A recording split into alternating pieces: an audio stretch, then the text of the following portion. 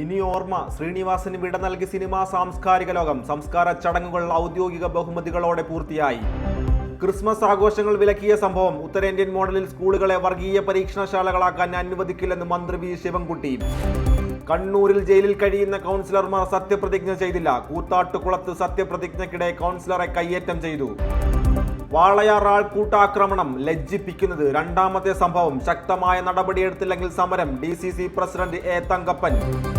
Thiruvananthapuram corporation council ഹാളിൽ ഗണഗീതം ആലപിച്ച് BJP പ്രവർത്തകർ. സത്യപ്രതിജ്ഞാ ചടങ്ങിനിടെയാണ് സംഭവം. വീണ്ടും ലോക കേരള സഭ. ജനുവരി 29 തിരുവനന്തപുരം നിശാഗന്ധിയിൽ ഉദ്ഘാടനം. പ്രതീക്ഷിക്കുന്ന ചിലവ് 10 കോടി. വാക്കുപാലിച്ച് ദേവസ്വം ബോർഡ്. 5000-ലേറെ പേർക്ക് ഇനി അന്നദാനത്തിന്റെ ഭാഗമായി ലഭിക്കുക സദ്യ. ശബരിമലയിൽ കേരള സദ്യ വിളമ്പി തുടങ്ങി. കേന്ദ്ര സർക്കാർ തീരുമാനത്തെ എതിർക്കുന്നവർ ഇന്ത്യക്കാരാണോ? IFFK-യിലെ സിനിമാ വിലക്കിനെ ന്യായീകരിച്ച റസൂൽ പൂക്കുട്ടിക്കെതിരെ ഇടതു സാംസ്കാരിക പ്രവർത്തകർ. ട്രംപിന്റെ നയം വിനയായി. ഇന്ത്യയിൽ കുടുങ്ങി US ജീവനക്കാർ. മൂന്നാം ദിനവും മാറ്റമില്ലാതെ സ്വർണ്ണ വിപണി. വിലയിൽ കേരളത്തെ കടത്തിവെട്ടി ചെന്നൈ.